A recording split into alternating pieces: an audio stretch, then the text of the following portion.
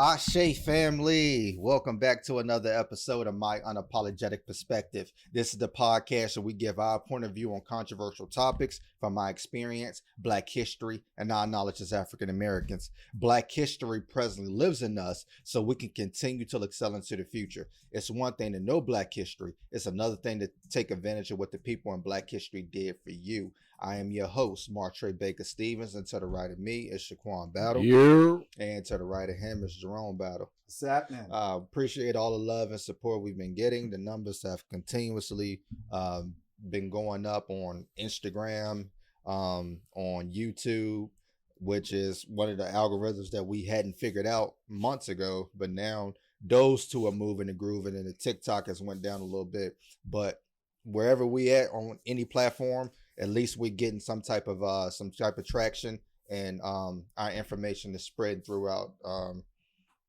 people's ears. How are y'all? Good. First and foremost, happy birthday. Hey, appreciate it. I know y'all man. watching this a day later or whenever you watch it, but it's Sunday and today is his birthday. How you feel? I feel good, man. Feel good. Like I'm number Scotty Pippen. You know what I mean? Pippen, yeah. Is that the best you could have done? You thought Dorset or Patrick I thought you was gonna say Patrick Ewing, but if you would have made the finger roll, I might have would have said Patrick Ewing. But you blow the finger roll, I gotta go with Scottie Pippen, who got some rings, man. It's gotta be Pip. But no, it's feel good. Vacation was nice. It was needed For sure. but it's good to be back. Yeah, for Good sure. to be back. I feel like we got a lot to get into. I feel like without even saying anything, I know that a couple of things that we do got to get into. Any of y'all want to set it? However y'all want to go. I just want to throw something out there real quick because I think last podcast we discussed it. Susan, I forgot what her last name was, but we talked about what her bill was set at, and it was set at $180,000. Mm-hmm. And in Chicago, the black mother and son who killed the guy in the shop because he was beating on his mom, their bill was set at $3 million. Mm-hmm. So another one of those things where the disparity happens not only in the crime but also in the justice for the crime. Yeah, right? for sure. Absolutely. Yeah. Anywhere in particular you want to start? I want to. Well, the one I want to get into, we'll get into in a minute because mine's gonna be one of the ones I want to go into. Gonna be a little long. Okay. But one of the things I want to mention is what people may be hearing about the government's decision on eliminating race as one of the criteria when they're looking at college student applications. Yeah. Affirmative action for college applicants, Mm-hmm. and how that's going to negatively impact enrollment for minority students. For sure. Because a lot of people feel like this should help because now they're not looking at race. yeah, But what they have to understand is you can determine an applicant's race by things that you see on the application without asking the question. Yeah. Having affirmative action says that it requires you to look at race and have a certain percentage of minority applicants that are qualified for enrollment. They're taking that aspect away and saying you no longer have to do that, which means now I can qualify the students that I really want to, which are going to be the non-minority students. Yeah. We know this exists, and how do we know this exists? That was the whole reason that they implemented it in the first place. Yeah, for sure. Is because it existed. This is going to show America we're not far removed from where we were when they instituted this, as a lot of people will like you to believe. Mm-hmm. Which I think this is going to be instrumental, and you're going to see an immediate impact on minority college enrollment. Right. Absolutely. So let's just start there, and let's just go with our audience that they have, but they may have know what affirmative action is, but they don't actually know what this ruling actually is, right? Let's just look at it that college and universities may no longer factor race into admissions after the Supreme Court ruled 63 and to end affirmative action. And this was cases against North Carolina and cases against Harvard College. And this was mostly brought about by white people, in history, white people, and now Asian Americans are complaining that they were being denied because of affirmative action. And the myth is that Black people who had no right to be there were being accepted over more qualified people, which is not true. That's right. The Black people who were benefiting from affirmative action were qualified. They just may not have had the background, the financial history, or the opportunity to be able to be put in the same rooms as those other people who were qualified. Because with affirmative action, what that says is, if I'm on the poor side of Chicago and I have a 4.0 versus somebody on the north side of Chicago that has a 4.0, they may never know about me at the south side of Chicago. Why? Because we talked about it on this podcast before. There's a $20 billion difference between predominantly white schools and predominantly Black schools. So it takes into effect that kid that may get lost in the shuffle because they don't come from a certain background do not have the opportunity. So we want to make sure we create fairness. That's right. Across the board. And we so basically it's like them complaining that it ain't fair that they made it fair. That's right. Right. So because in the late 70s, the people who made up 80% of college students were white. That's right. And then until you get that moved down to 58% when you had affirmative action. And when places like California banned affirmative action, you had a 50% drop from Black and Latino students entering into those colleges and universities. And the other thing is Asian Americans who were complaining that they weren't getting in because of affirmative action. They weren't getting in because of legacy admissions at Ivy League schools. That's what I was going to say. That's because the one thing that didn't get affected by this was the legacy admissions. So over 70% of legacy students didn't even meet the criteria to get accepted. Right. So let's talk about what legacy admissions are. Let's talk about what that is. Legacy admissions is if my parents, my grandparents, or any of my ancestors went to this school, I automatically get a qualification to be able to be accepted into this school. Or if my family's name donated money. Yep. That's right. And that hurts. That hurts. So when you're talking about a higher percentage of people in Ivy League schools today are legacy students, not affirmative action students. That's right. So Asian Americans' argument that they weren't getting in because they did have the highest scores when it came to testing and everything. But the reason why you weren't getting admitted had nothing to do with affirmative action. Right? Legacy admissions. Yeah. So which still exists. Right. Which means this problem is still going to exist for Asian Americans. Right. And even the legacy admission, even if it's not a legacy admission, right?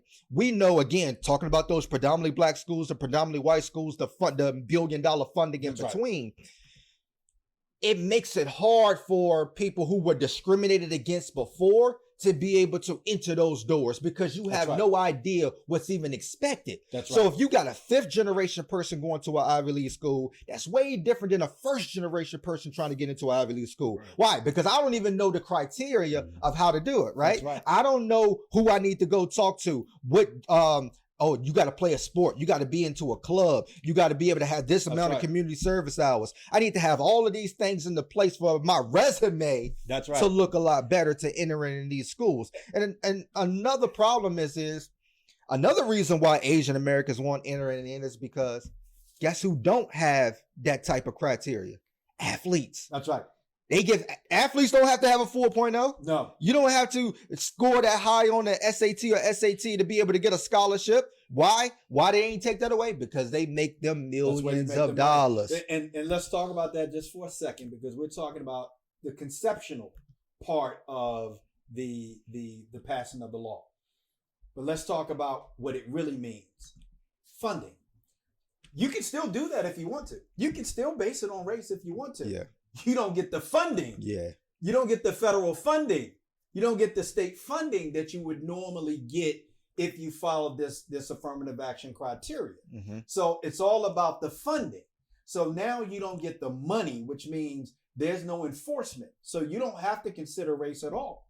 You can do it however you want to. Mm-hmm. And we know historically when there's no grounds for you to include Blacks or minorities, you're going to exclude them. Right. We know that because there's no funding now. There's no reason for you to do it. Even if you did do it, even if you did look at race and say, I'll give you an example. A few years ago, any black in America that wanted to go to college could go to Virginia Tech. You would get in no matter what. You know why? They had a criteria. They had a quota that they had to meet in order to get the federal funding. Yeah. You don't have that anymore. Mm-hmm.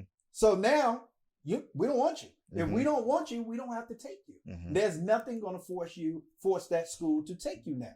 So you're going to see a drastic decrease in minority students getting a higher level of education. Yeah. What blew my mind is if it's unconstitutional, because the 14th Amendment was passed because of discrimination of black people. That's so it's passed to try to help black people. But you say it goes against the 14th Amendment. Okay, cool. So you say in these universities and colleges that they can't go by race, right? But you still said it's okay for them to do it at the military school. That's right. So basically what you're basically saying is you can serve our country. We want diversity, inclusion, and all of those things in serving our country. You can't get a but you can't be in our institutions to be able to run the country. Which has been the sentiment all along. And again, just so everybody understand, when we talk about current events, we make the correlation between now and history. Yeah. That's what we do on this podcast. For sure. And historically, that's always been the case. For people that's new to the podcast, welcome. We hope you Hello. Continue to listen. But you will also know that, for instance, we fought in the Revolutionary War. Every war that's been had on these lands we have fought in. The difference maker in the Civil War was us. Yeah. We know that. That's a historical fact that they don't refuse to tell you about in history. They will tell you that. Oh, yeah. We were the difference makers. We talked about what it was about. We talked about it. Abraham Lincoln said, we got to put guns in their hands. Absolutely. So at the end of the day, they've always told us that you're willing to, you have the right to fight in certain cases. They didn't make it a right. You want to be free? Fight for your country, right? So they persuaded us to fight for the country. And we always answer that call, right? So you can fight for the country. You can die for this country. We want you to stand up for the national anthem. But by the way, you can't go to our schools of higher education. Yeah. They made that clear to us. For sure. And of course, we know affirmative action is put into place because it stems from the history of discrimination. Absolutely. This was to right a wrong. And we know that it was working. How do we know it was working? Because of some of the people that you see in leadership today said that we were only here because of affirmative action. And it's not saying that we weren't qualified. They ain't just come pick us out of nowhere. We had the qualifications. The only reason that we got the opportunity is because of affirmative action. So if you look at people like Kamala Harris, if you look at people like Michelle Obama, if you look at Clarence Thomas, if you look at people like that, they are only in that position because, number one, they met the criteria. That's right. Number two, affirmative action said that we have to give them equal opportunity like we do everybody else. And that's where a lot of people are getting mixed in the shuffle. These ain't people who had lower scores. These ain't people who had lower grades. These ain't people who weren't willing to put in the work. These are people who probably went to high schools where they didn't have SAT prep. That's right. Probably went to high schools where they didn't have access to certain people that could put in a resume for them and have them enter in. These are certain people who come from backgrounds where they couldn't donate money to the school. So this gives them the opportunity. It goes back to that example that came out years ago where the guy was showing the kids in a race. And when he's showing the kids in a race, he said, if you got two parents in your household, step forward. If you don't, take a step back, right? If you make this much of money, step forward. If you don't, step back. And then when you look at it, all the black kids was in the back.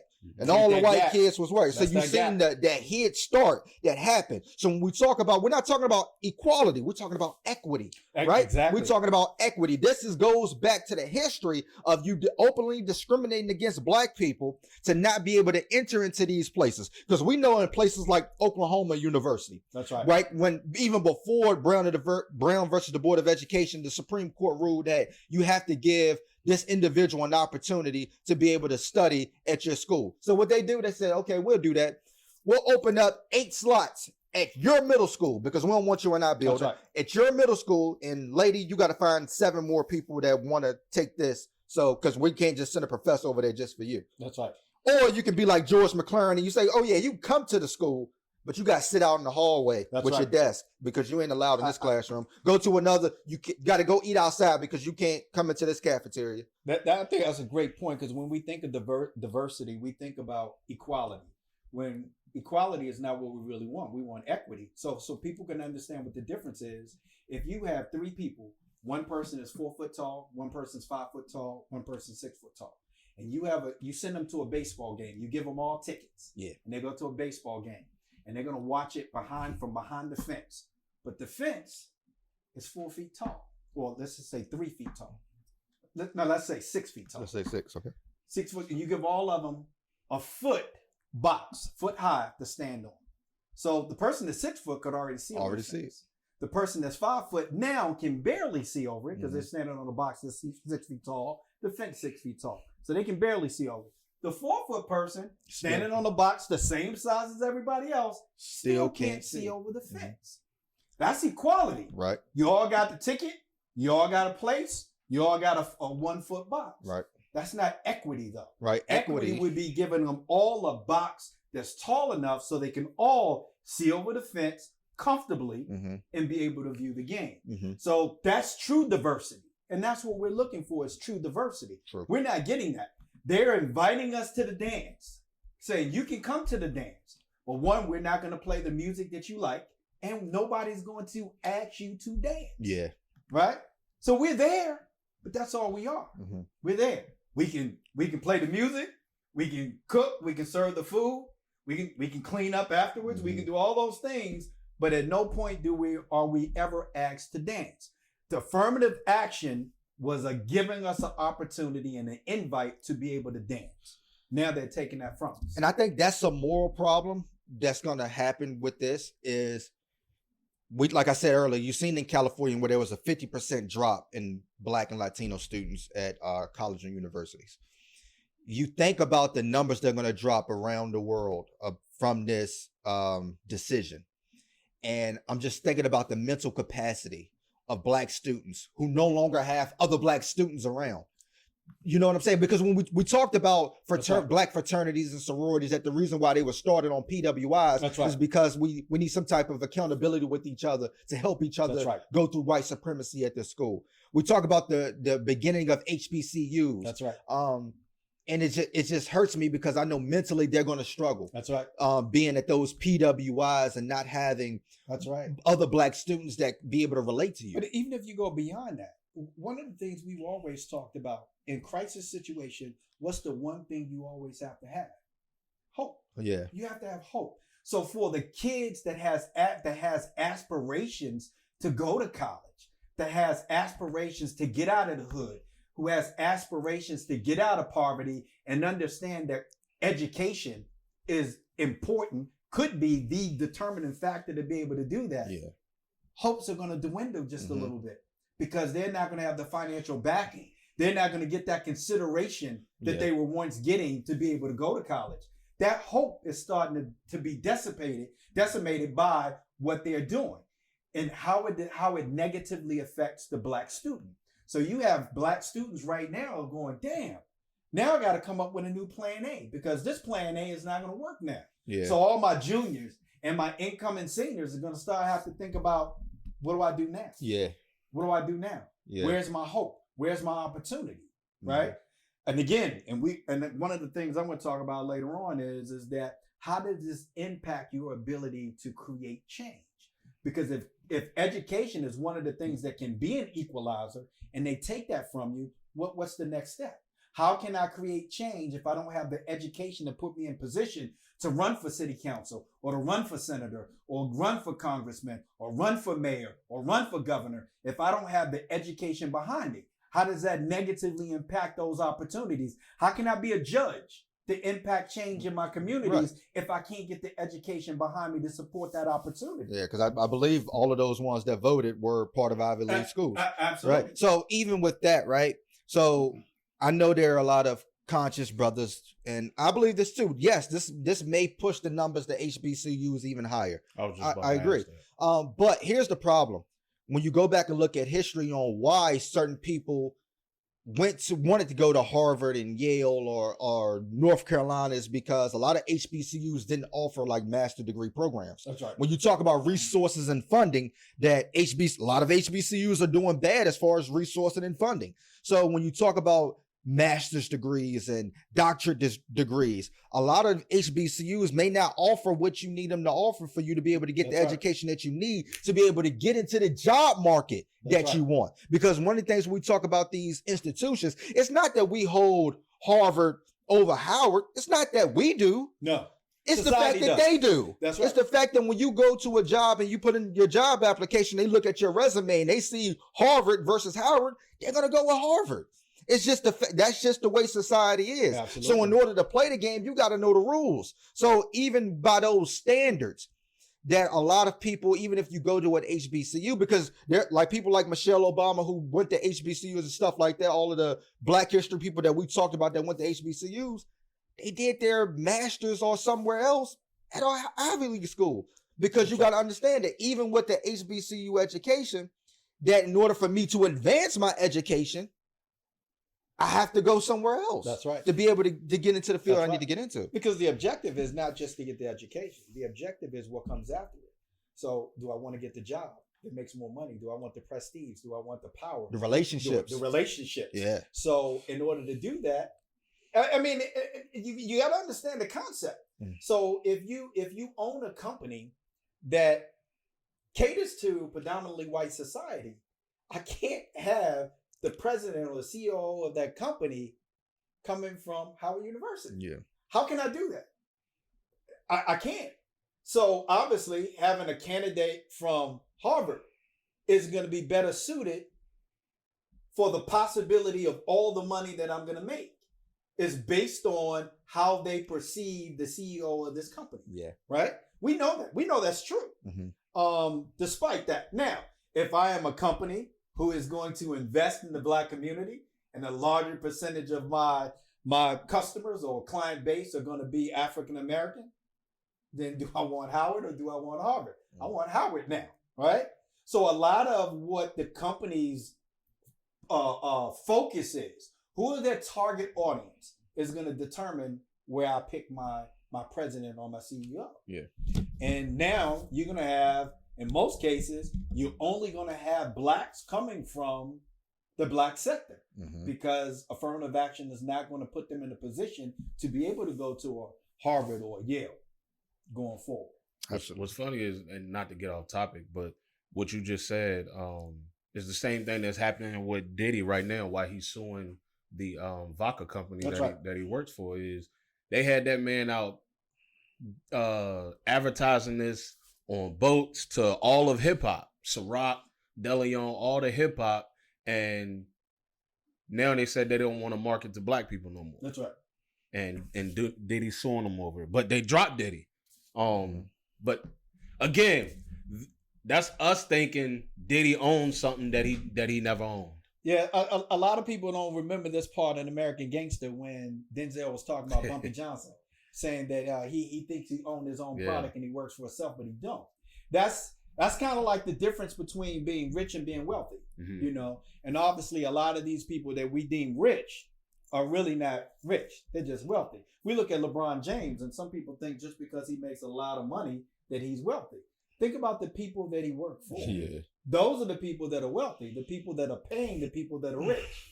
So knowing your position is important. And I think with this ruling, we're going to see, and again, we've talked about this before. One of white America's agendas has always been keeping the gap between them and us. Yeah. And there's multiple ways of doing that. One of the ways of doing that is reminding you that you're inferior. That's job one, reminding you that you're inferior. That's why it's okay for them to talk about slavery in schools, because that puts you in your place and let white America know where you belong in history, and obviously it carries over to today. It makes the Black kid feel uncomfortable. Absolutely. It makes the white kid feel superior. Yes, and that's perfectly okay, and we don't want it the other way around according to white America. The other way is by creating financial gaps, right? They go out to the suburbs and get these gated homes because they want to live in the same communities that we live in. Mhm. And in order for you to live there, you have to make a certain amount of money to be able to buy. Still, even then, they still disapprove, depending on how you made your money, right? You think people mind living in the same neighborhood that Kobe Bryant lived in? Probably not. You think they like living in the same neighborhood as one of these rappers that talk about killing people? Yeah. You think they mind? Of course they do, right? So how you make your money now has become important to white America. But also the fact that you're starting to see Black surges in politics, and you're seeing Black surges in terms of people becoming billionaires. White America can't have that. We need to fix that. How do we fix that? Education. We feel like that affirmative action may have helped some of these folks get that higher level education. Well, we're going to fix that. And they're doing it. And they're doing it all while they're granting us things like Juneteenth Day. And I hate to keep knocking it. But this stuff didn't just happen overnight. I need people to understand. We've said on this podcast many times before, and I think people think sometimes we're just hating on white America. We're not. We're giving you facts. Facts as we understand it, right? I said on this podcast many times, what one Republican state does, the next will follow, right? California, Republican state at the time, did this long before other states started thinking about it. And once it passed, they went, oh yeah, now it's our turn. So you see Florida doing it. Guess who's next? Virginia, for sure. Virginia's next.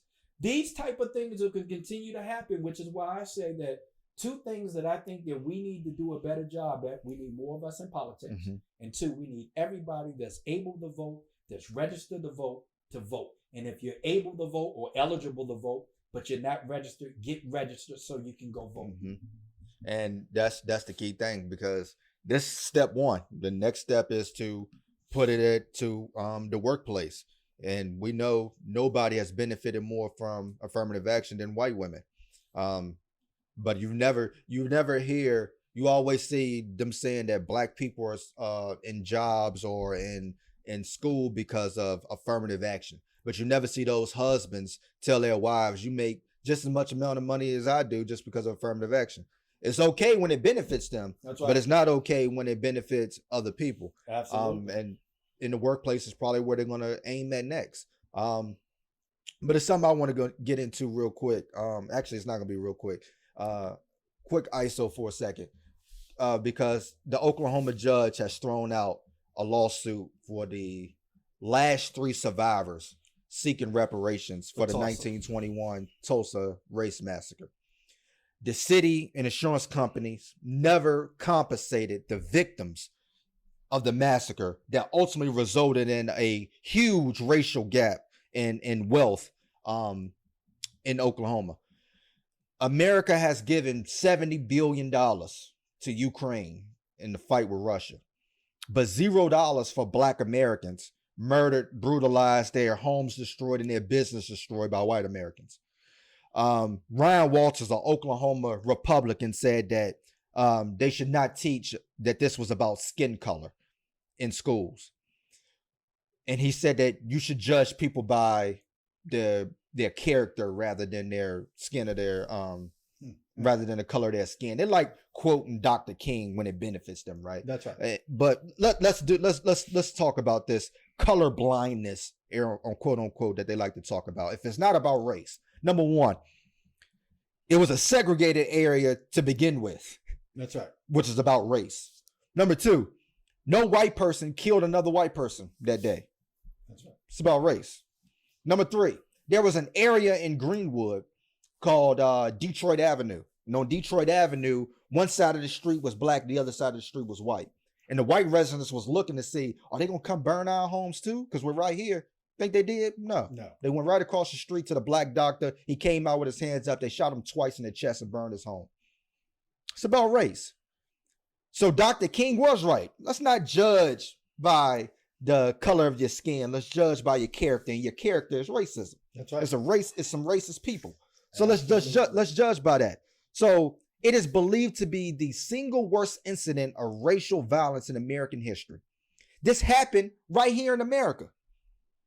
These are American citizens with people alive who experienced it. Remember, one of the reasons why white people say that black people shouldn't get reparations for slavery is because you never experienced it. Right. Yet 3 survivors of this massacre are sitting right there in your face, and you said, well, it really doesn't affect what we have going on today. But yet, you can send money to people who have never stepped foot in this country. You can give money to people who are at war. Hell, you can give money to slave owners to say you lost some property. Here goes some compensation for you. Which they have done. Yeah. Mm-hmm. But you can't give money to black people who were killed, their homes destroyed, their business destroyed, and are standing right in front of you and said, this has affected us for 100 years. And here's the thing. You never compensated us for it. Let's go back into the story for a second. Just so the people who don't understand the complete story of what happened. Black communities began voting Republican. They said the Democrats aren't doing anything. Let's vote Republican. Mm-hmm. And before Oklahoma became a state, the people who were running for the Republican office, they said, we guarantee you that we will not make this a Jim Crow state. That's right. And when it passed that they became a state, the first thing that they can is segregation, Jim Crow laws. Black people shook their hand, they smiled on their face, and then those politicians spit in their hand. And you know what they said? We're going to never go to you again for help. We'll do it our damn selves. Do it ourselves. And the state of Oklahoma produced more than a few self-sufficient black communities. One being in North Tulsa in the area called Greenwood that we know today as Black Wallstreet that we've talked about on this podcast before. And those that don't know the story, they had their own homes, their own businesses, good schools for the children. They had doctors, they had lawyers, they had newspaper, police force. They had all of the things that you could think about for a self-sufficient community. And they nicknamed it Black Wallstreet because of how productive it was. And it started with men and women in tents, and they built it up themselves without anybody else's help. What caused the massacre? Number one, the audacity. Before we even get to the massacre, what ended up happening was World War I, and black men went over there to go fight. And when they went over there to go fight, they came back and they got praised. And these black men who carried weapons, who felt like they fought for their country and was going to come back home to a different America, came back home with a new mentality. And that new mentality was, you know what? When we walking on the same sidewalk, I'm not getting off the sidewalk for you. That's right. When you arrest us for nothing, I'm not just going to take it. I'm going to just take it. When we on a crowded streetcar, I'm not giving up my seat. This pissed white America off. That's step one. Number two, they were making way too much money. They have too much power. They got guns and they know how to use them because they fought in the war. They're swaying votes in elections because people were, again, going to the black community to say, hey, vote Democrat, vote Republican, as they still do today. And the newspaper was calling out wrongful lynchings. 2 weeks before the incident in Oklahoma happened, they were investigating white women going over there to Black Tulsa, in Greenwood, into the night parties. That's right. And they put out a warning to black men to stay away from white women. And then the story happens. Dick Rowland, who worked on the white side of Tulsa, on the white side of the train tracks, there was only one bathroom, color bathroom over there, which was in the Drexel building. And to go over to the Drexel building, you had to get on the elevator, go up to a certain floor, and on that floor was the color bathroom for him to use. On that elevator, a girl by the name of Sarah Page was operating the elevator. What happened on the elevator, people still don't know, but people can assume. Some people say that the elevator went off and he tripped and fell into her. Another say that they were romantic lovers and got caught. Either way happened, she screamed, went down there, told somebody that he had touched her. They call the police. Police arrest him, take him to the jail, take him up to the top floor in the jail. The people in Greenwood hear about it. Now, years before, from 1917 to about 1920, they were pulling people out of jails and just hanging them. without any type of justice at all, just pulling them out and hanging them. We don't care if we think you guilty or what, pulling out and hanging them.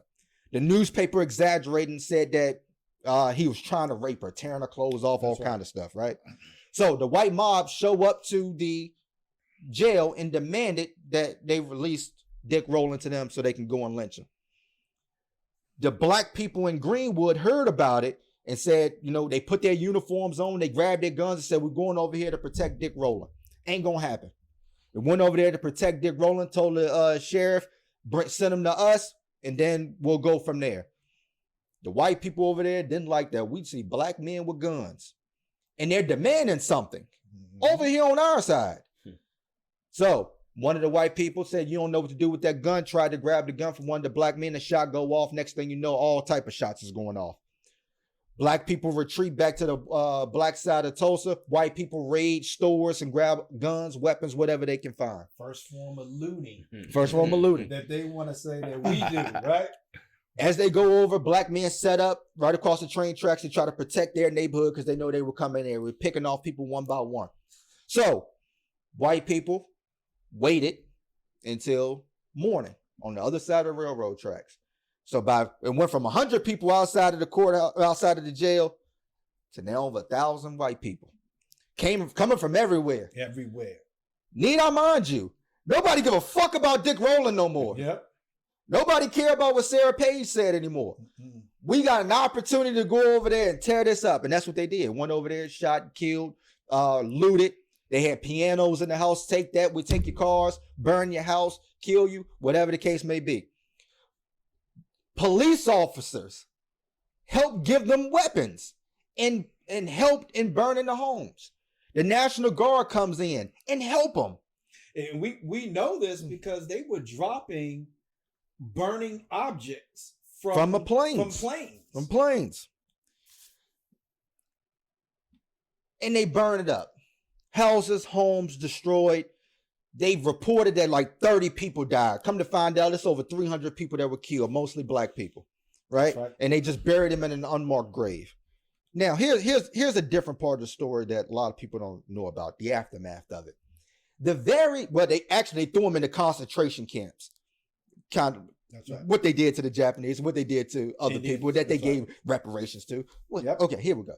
They threw them into concentration camps. And then when they went back out to Greenwood to see what their stuff looked like and what they needed to do next, real estate agents was already out there telling them, hey, go ahead and sell.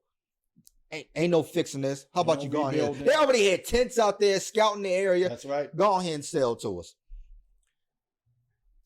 The city of Oklahoma, the city of Tulsa and the state of Oklahoma told all black people, look, y'all ain't got to do nothing outside of here. We'll take care of it. We know it was wrong. We'll take care of it. Marcus Garvey, you ain't got to send no nurses down here. We got it. NAACP, you ain't got to send no money. We'll take care of it. We'll compensate them for their loss. And what they said was, we'll compensate you and you let us turn this Greenwood area into a train depot. Black people said, no, we're going to rebuild. We are going to rebuild. They went back out there. The only white company that helped them was the Red Cross. The Red Cross helped them build tents and the Red Cross helped them rebuild their hospital. They went back out there and they rebuilt it. Without a roof over the theaters here, we're still showing movies. We're going to build the newspaper back. We're going to build our homes back because winter's coming. We got to rebuild and we got to rebuild fast. And that's what they did. They survived the massacre. Then what comes up next? The Great Depression. And we know what happened in the Great Depression. Who was the first people to be fired and laid off? Black people. Who got paid the lowest amount? Black people. So now the money ain't circulating in Greenwood like it once was because not a lot of people got the money. Okay, survive that. What's next? World War II. That's right.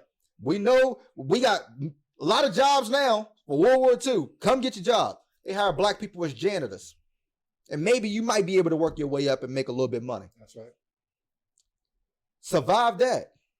And then in the 1940s, before they didn't even know it at the time, they survived redlining. They went into there and they said, okay, you got black businesses, you got black homeowners, but you still got some poor people here. So we're going to redline this area. And even with redlining, what they came to find out statistically is most of the people that had homes loaned to them in the red area paid back their loans faster than the other areas that they graded higher. But the black communities all got flagged as the red line, the red area, which was a low grade. They survived that.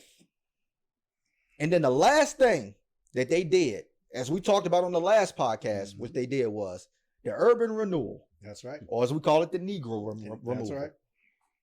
In which they used, again, the eminent domain to Take push it over. black people Flush 'em out. out. We need this public area for this freeway. We need this public area to build better homes. And don't worry, we build better homes for you. No, they put them in public assistance homes. They put them in apartments. Now you're no longer a homeowner. You're no longer a business owner. And you rely on the government. That's right. And then when a new election came, they ain't even had the money to finish urban renewal. That's right. So they promised them something that, Couldn't we're going to deliver. build something better, and they didn't do it. That's right. And yet this court had the audacity to sit in these three survivors' face and tell them it has nothing to do with today. That's right. Not only did they dismissed it with prejudice, which means it can never be brought back before that court again. So you just look at the history of this country. When we talk about, somebody said something to me that's, he said, he commented and he said that if black people would go into being a true American, what the fuck is a true American?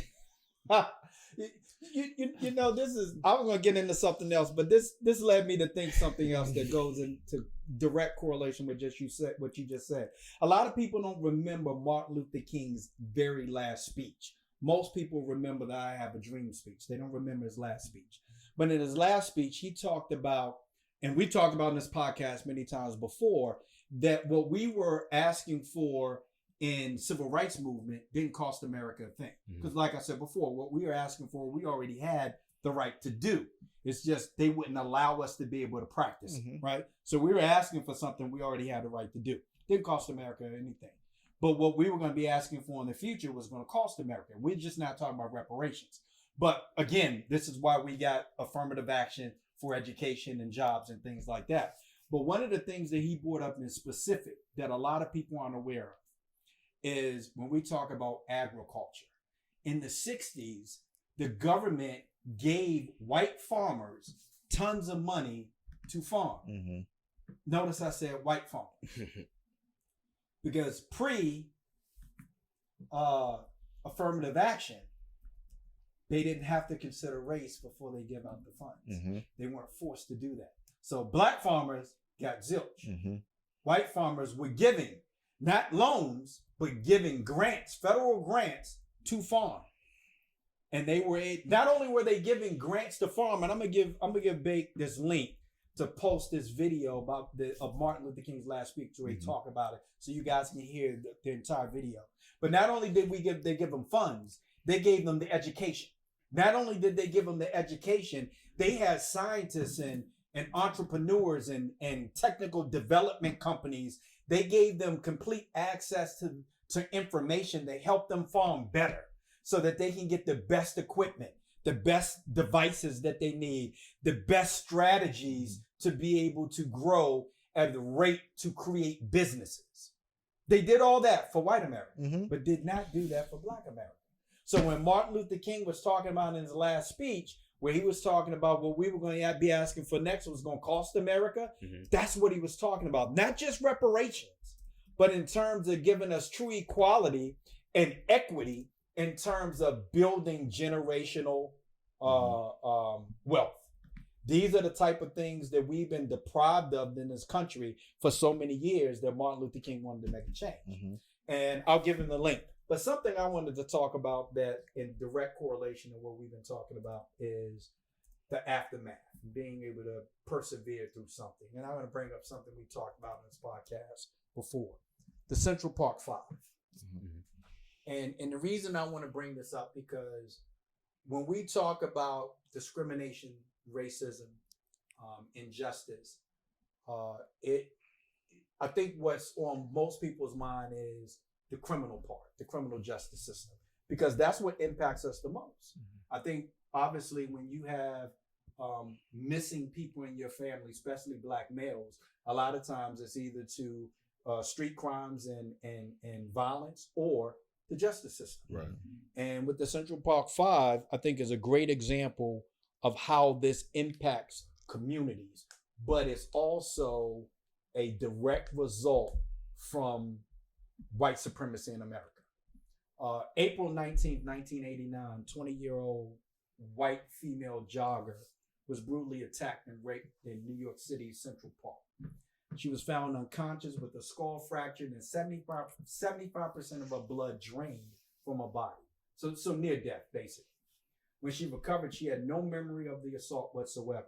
Law enforcement immediately focused their investigation on a group of African American and Latino youths who were in police custody already for a series of other attacks or perpetrated attacks, what they thought happened in the park that same night.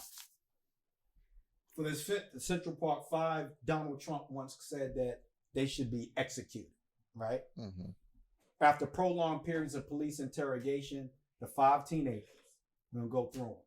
Yusef Salaam, 15 years old at the time, was convicted of rape and assault and was given a 5 to 10 year sentence. He spent 6 years and 8 months in prison.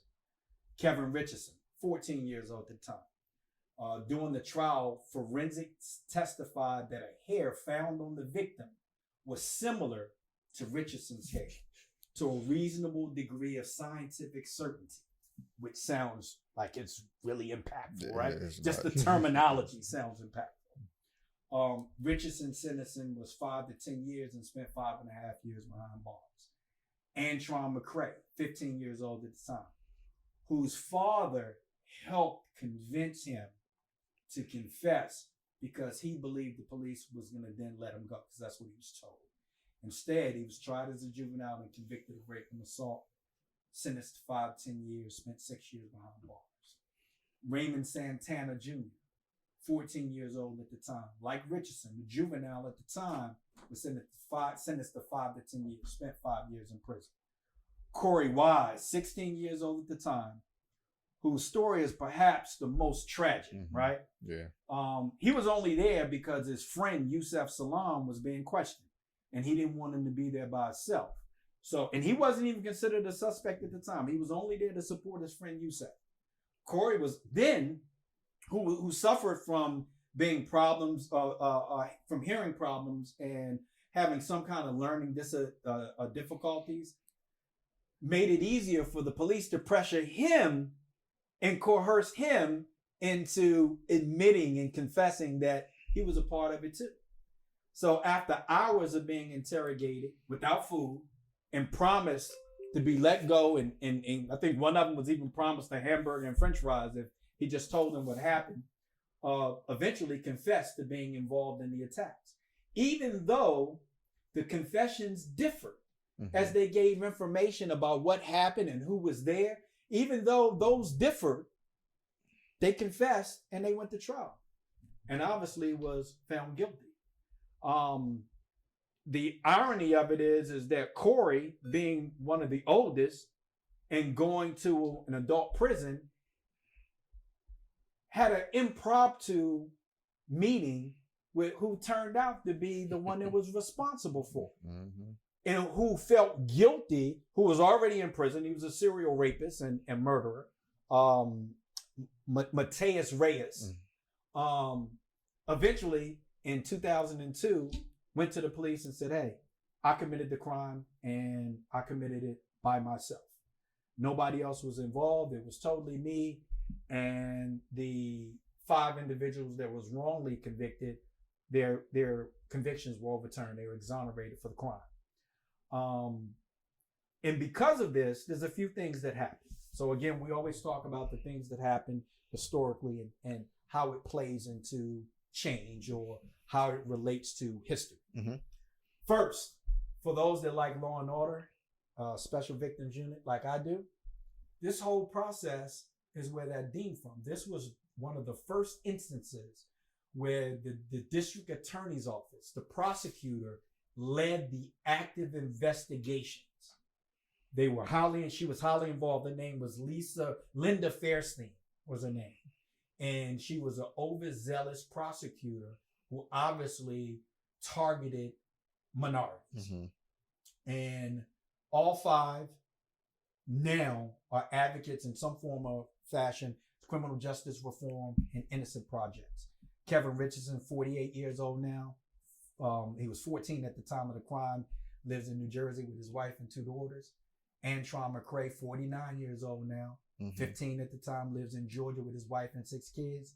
Still hasn't forgiven his father for convincing him to lie to police, nor has he forgiven the police for wrongly convicting him. Raymond Santana Jr., 48 years old now, 14 at the time of the crime, lives in Georgia with his daughter and recently married Flavor Love star Delicious. I don't know if you guys ever watched that, but that's his wife. He started his own clothing company called Park Madison NYC. And it was a tweet from Raymond that inspired director A.V. DuVernay to start working on the Netflix a movie called When They See Us, which I think everybody ought to watch. Yeah. Everybody really should watch that. Everybody should have their child watch that. Raymond actually made a statement that said, I was ready and willing to relive the ordeal, to go through it, to pain again, to cry. I'm willing to make that sacrifice. If you want to change the culture, you have to be engaged. This is how we get engaged. Corey Wise, 50 years old now, 16 at the time. He was the one that was tried as an adult. Still lives in New York City where he works as a public speaker and criminal justice reform advocate. It was his chance meeting with Mateus Reyes that led to the exoneration. And then we get to Yusef Salaam, 49 years old now, was 15 at the time, lives in Georgia, has 10 children. He's a published poet, public speaker, and advocate for criminal justice reform. Received the Lifetime Achievement Award in 2016 from then President Barack Obama. And just over a week ago, held the commanding lead on election day of 2 incumbents for city council in Harlem, and then was later that day declared the winner of the Harlem Council primary race for the Democratic Party in Harlem. Again, shows what we talked about in order to, if you want to make change, there's a few things you have to do, and I think this is a great example. One, you have to persevere, whatever it is you went through. Yeah. Which not only did the Central Park 5 do in this case, Tulsa, the descendants of Tulsa did, which Black Americans have done from day one. We persevere. And we persevere and we come back bigger, better, and stronger. That's what we've always done. Something Corey Wise said that I think applies directly to what we're talking about all the time. He says, I'm willing to make that sacrifice. If you want to change the culture, you have to be engaged. This is how we get engaged. We've mentioned on this podcast many times before, to create change, there has to be a multitude of existing components. None more important than these. Sincerity. One must be sincere. Sincere in the message and sincere in their plight. Whatever it is, you have to be sincere. You can't do this for money. You can't do it for notoriety. You have to do it because you know the cause. And you have to be sincere about it. Sacrifice. One must be willing to sacrifice. That may include sacrificing your privacy, your private life, time. You might have to sacrifice your friends. Right. We talked about it before. Sometimes doing better for yourself means that you can't associate with the people you used to associate with. You can't do it. Yeah. And you have to sacrifice comfortability. And 3, engagement. One must be engaged. Engaged at the highest level in order to institute change. More so when you're working towards creating diversity or getting rid of discrimination, which is what we're talking about. What Yusef is doing is something that we've mentioned on this podcast many times before. In order to cause change in areas we continue to discuss, that you see the disparity, you see the injustice, you have to have more blacks in politics. Yeah. And I think what he's doing is a testament that no matter what you do in terms of being the advocate for prison reform, until you start changing the laws and the way that people interpret the laws, this is going to continue. And I say that all the time. And yes, you can create your own communities. I don't care what you do. Create your own communities. You still got to abide by the same laws that everybody else abide by. Yeah. So either you have to change the laws or you have to change the way that those that have the authority to interpret the laws, you have to change that. And I think the only way you do that is through politics. One of the ways of doing that is through politics. Mm-hmm. Absolutely. That's deep. Anything else? Anything you want to talk about? No, it kind of don't fit, so I'll tuck it. But I do got a question though. When we was talking about the affirmative action thing earlier, what would be, because this is probably gonna push Black kids away from going to those bigger schools. What are the alternatives that they can get that same education? Can they get that same education at the Black schools? Now, I believe you can, but the problem with, we talked about on the HBCU podcast, HBCUs are still having a lot of trouble with funding. They're having a lot of, even with the funding that they get, they having a hard time with placing the funding. Mm-hmm. So you got a lot of kids who are going to HBCUs in their freshman year, they're staying in hotels. And then at that hotel, you can't even have the luxuries of the hotel. Mm-hmm. So you don't have a microwave. You can't have a microwave. You can't eat at the restaurant unless you actually pay for it down at the hotel. So you're talking about something that starts at the top to the bottom. In order for us to want better for our students, then the administration has to do better. So a lot of HBCUs, if you want what Dion accomplished at Jackson State, you have to be able to put the money where it needs to be in order to take in all of these new Black students. Because here's the thing, there's nothing more diverse than HBCUs. HBCUs are more diverse than PWIs. Right. So many white people, so many Asian Americans, so many immigrant people who came over here, they go to HBCU colleges. So you're talking about, number one, they're not the biggest colleges. So you're talking about small areas. That's like the problem. Yeah, because most of these colleges were started in small places for individuals of that community to go to those colleges because they weren't allowed to go to PWIs. So you're talking about small institutions, you're talking about lack of funding, but can they go there and get the education that they need? Yeah, but what happens when you go up for a job and yours says Howard University and theirs says Harvard University? Yeah. So unless the corporations of corporate America change their standard to meet the adjustments of the affirmative action ruling, it's going to be hard to convince Black people that the institution just isn't a great opportunity. It's the same way it's hard to convince an athlete to come play at Howard University when USC saying, yo, look at what we got right here. You know what I'm saying? It's hard to compete. It's going to take time and money. And I agree with you. I mean, I don't know if most people you hear, we talk about Howard all the time on this podcast.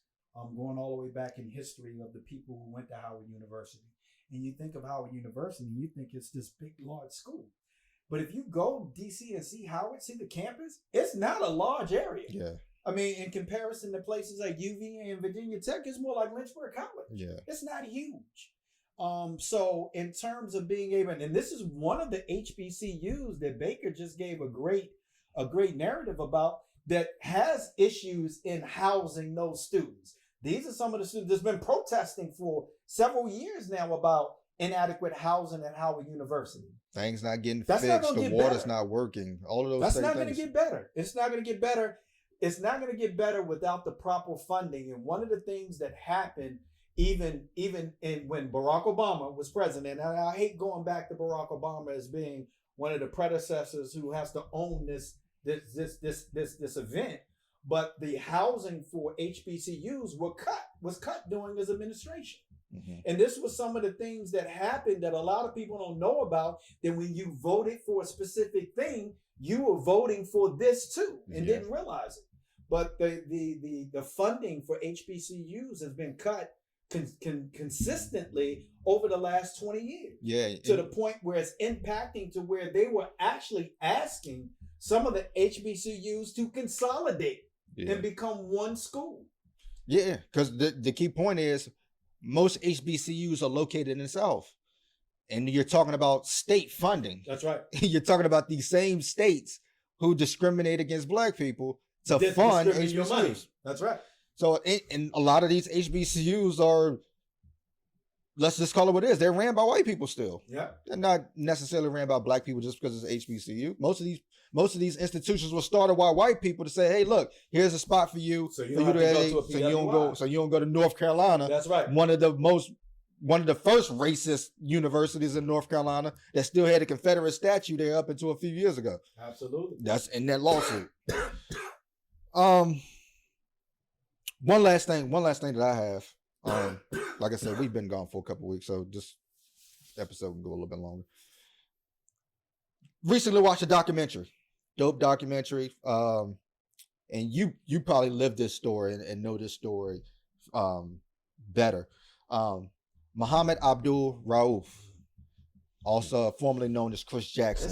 The documentary is called Stand. And even if it came out on Showtime, but I don't even think you can find this documentary on any streaming network right now. I think Showtime may have got bought out or something. They consolidated with somebody else and they got rid of a lot of documentaries and content. This was one of them. I know I originally watched it on Showtime and then I couldn't find it again. I had to find it somewhere on the Fire Stick. But when I watched this documentary, it just goes back to no one wants you to criticize America unless America is how you see it, which is how white supremacy sees it. Because if you're a different race, of a different religion, have a different history, then your criticism goes to being, like I said before, anti-American. Because in their mind, if it goes against the Constitution, then it's anti-American. But these such discriminations should be the American way, because what goes against the Constitution is open discrimination. What goes against the Constitution is denying of freedom of speech. What goes against the Constitution is denying freedom of religion and trying to suppress a vote, or illegal searches by police, and an unfair judicial system that should be anti-American. That's right. But it's not. It's actually American, right?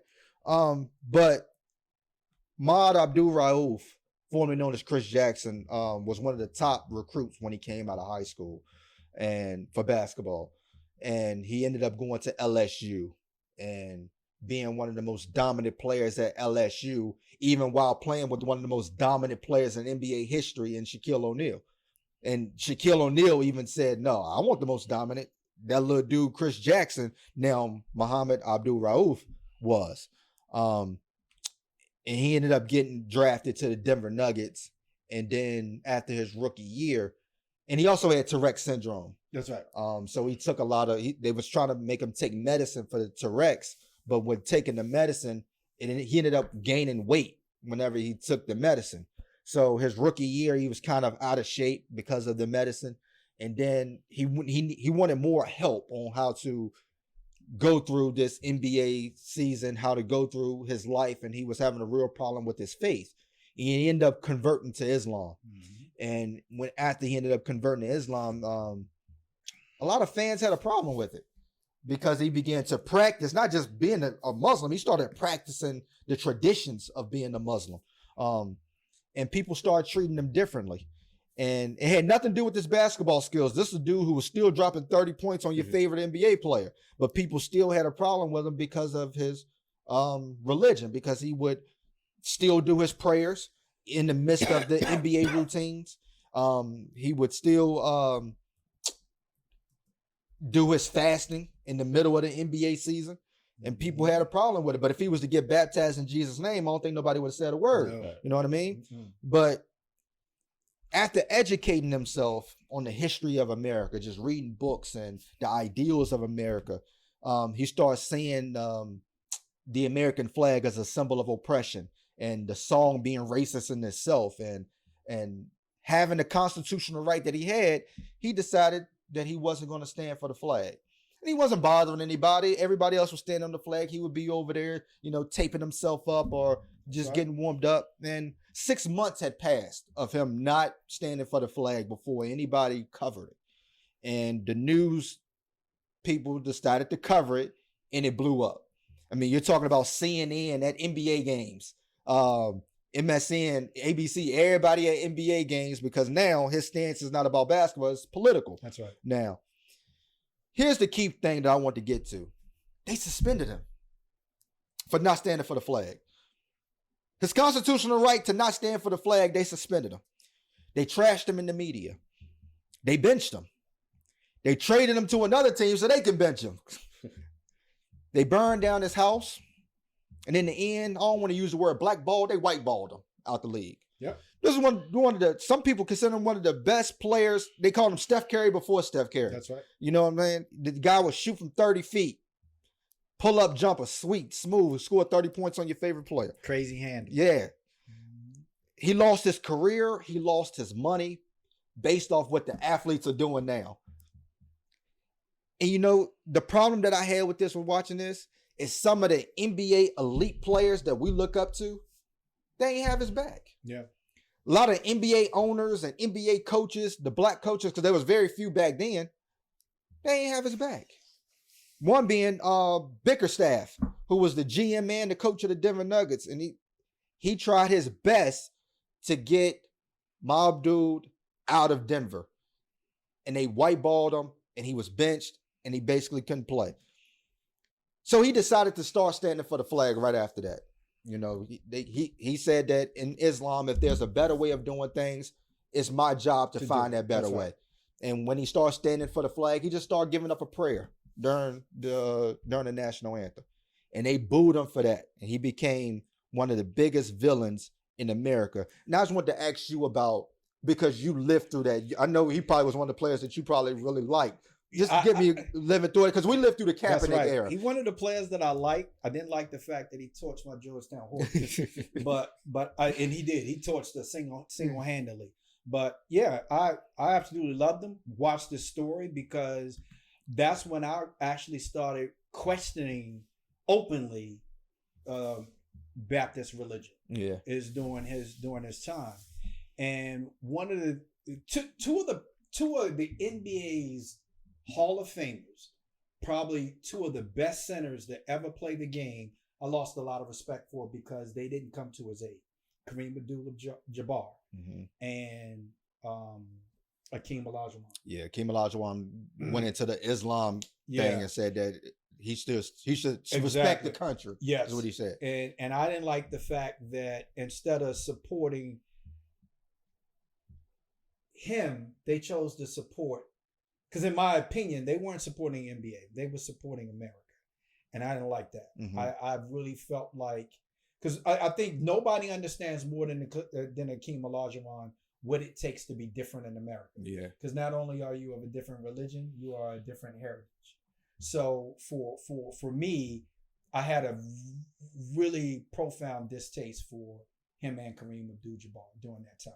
Yes, especially Kareem, who had been through it. Converting from Lou Alcindor to Kareem Abdul-Jabbar during his heyday, I really felt like they sold him out. Yeah, and he was by himself. So let's just be real. Yeah, I remember the Denver Nuggets being in the playoffs, and so for people who don't understand, Ramadan is a month, but by Islamic calendar, there's only 10 months in the year. So by the current day calendar that everybody uses, there's 12 months in the year, which means Ramadan does not fall on the same month every year. So I vividly remember one year the Denver Nuggets made the playoffs, and he was fasting during Ramadan because the playoffs happened during the month of Ramadan. So he was fasting. So you could clearly see he was losing weight and did not have the strength. So for the people who don't understand, you cannot eat nor drink during the daytime. So from Fajr, which is morning prayer, until Maghrib, which is evening prayer, you cannot eat or drink. So he was playing NBA games, especially on the weekends that would start at 1:00, or 3 o'clock without eating or drinking. Yeah. And he didn't eat or drink prior to that because Maghrib is sunrise. Yeah. So this guy was going all day without eating or drinking, then playing an NBA game. And clearly it was impacting him. And they was like, well, he should stop fasting. You hear people in the media saying, he should stop fasting during the playoffs, where he did not sacrifice his religion for the sake of playing basketball. Right. And rather than people admiring that the way that we do people of the Christian faith, right? Mm-hmm. Instead of people admiring it, they ridicule. Mm-hmm. But it didn't stop him. He continued to do it. Mm-hmm. And yeah, I agree with you. We called it black ball, but what he got was white ball. Mm-hmm. White America said we can't have this.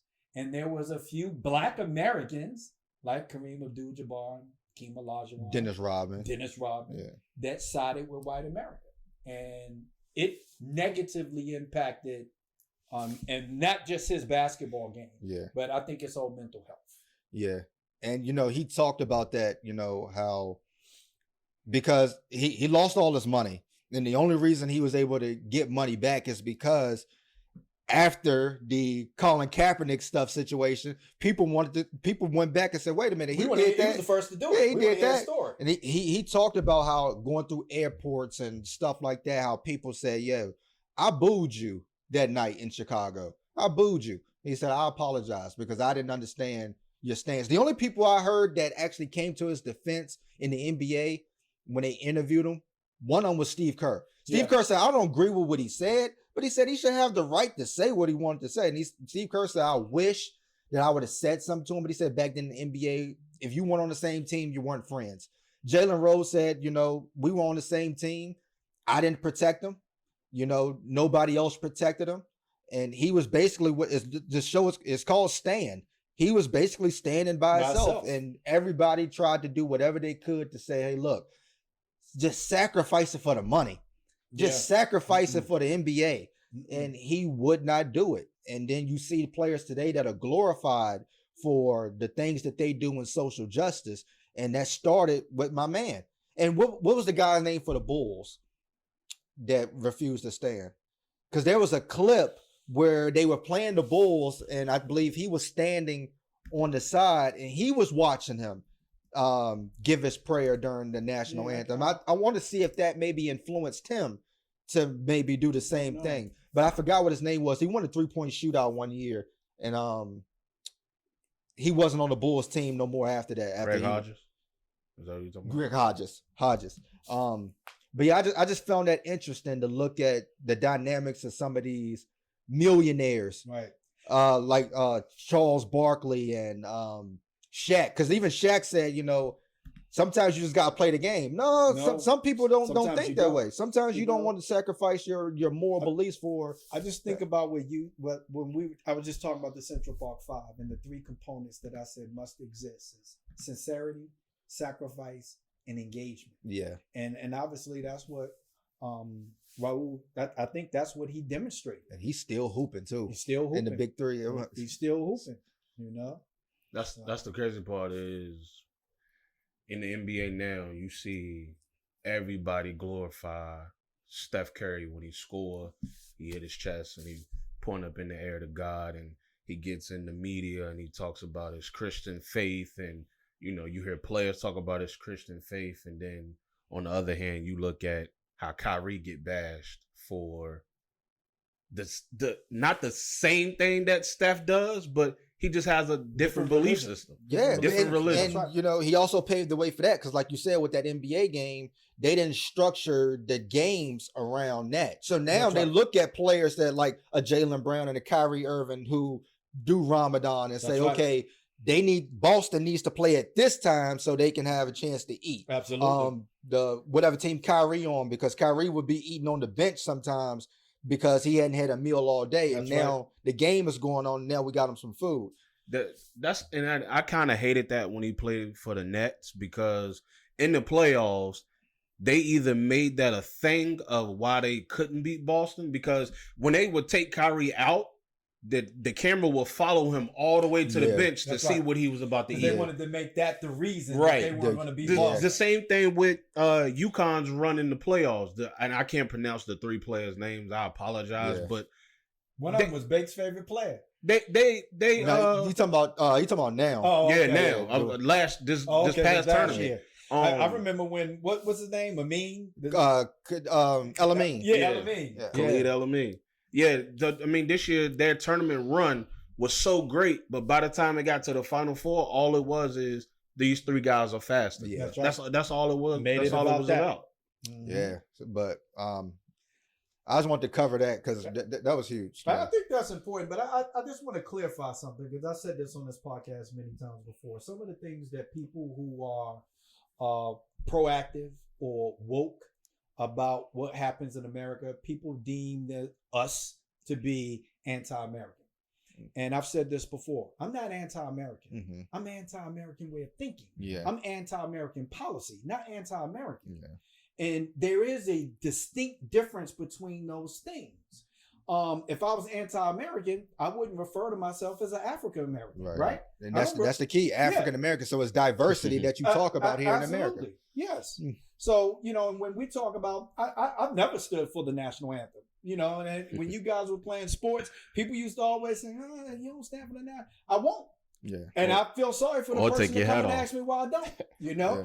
But at the end of the day, I don't pledge allegiance to this country. Mm-hmm. I don't pledge allegiance to a flag. Not a country, as Muhammad Ali said, why am I going to stand up for a country that won't stand up for me? It never has, it never will, and it's not even today. I just read something this morning where I saw a video clip of in Warren, Michigan, where a inmate in handcuffs, 19-year-old kid, the white sergeant just attacked him, and it's on video, just brutally attacked him and said that he was resisting. Well, it's on video. What was he resisting? How was he resisting? So we're talking about even right now to this very moment, blacks are still being targeted because of their race and being met with violence from the police force. Mm-hmm. And you want me to stand up for that? You want me to stand up in a case where if you go into a church and you kill all these black people, they don't give you the death penalty. Yeah. But if you go into a synagogue and kill Jews, you get the death penalty. Yeah. So even Jews rank higher on the food chain than blacks. Mm-hmm. So now you got whites, Jews, Asians, animals, and then us. Yeah. Really? Yeah. And you want me to stand up for that? Yeah, and I know a lot of people have went on and said that, the Asian American community didn't agree with the lawsuit, and that I think they did a census and was like most of Asian Americans agreed with affirmative action. But Asian Americans, I just don't want them to see, because we really mess with Asian culture, and the Asian culture really mess with black culture. Right. Like we really do. Like you go to New York, black people love like kung fu movies and stuff like that. Right. Like we really rock with Asian culture. Wu-Tang is built on that premise. Like we really rock with each other. Like don't fall into them trying to pin y'all against the black community, because white supremacy will use everybody. They tried to do it with the Hispanics. They tried to do it with any other immigrants. They've tried to do it on so many levels to try to pit y'all against the black community. Like don't fall for that trap. And their American history is similar to ours. Yeah. So when Asians first came to this country, although they weren't enslaved by white America put other Chinese in authority to enslave their own kind to help build the railroads. Yeah. So this is the part of American history for Asian Americans that are similar to ours. And they don't, I'm with you. Don't play that game. Yeah. Because they've always done this. So white America tried to use white women to get at black women to say, hey, help us with our movement. We'll help you with yours. And it essentially, that's why white women got what they wanted in terms of being liberated. Without us, that wouldn't have happened. They're doing the same thing right now with Asians. Mm-hmm. And then eventually it's going to trickle down to doing that with anybody of Spanish descent, where you now have a separation in Puerto Ricans, where you have blacks, Puerto Ricans, people who deem themselves black Puerto Ricans pinned against white Puerto Ricans. Yeah, they done it in Cuba. They did it with the Afro-Cubans and the white communities. They done it always. This is, I hate to say it, but this is all part of a white supremacy system. Yeah. This is how it works. But at the top of the food chain, it's always going to be white America. Mm-hmm. So the only way to fix that is through progression. And progression has to include the things we're talking about in this podcast. And it first starts with educating you about the past so that you are aware of what to expect here and now. Yep. And I'll say this in closing. White America, you see what happens when a black woman get her media coverage? They actually found her. I'm glad they found Carly Russell. That's right. Good. We love y'all. Peace.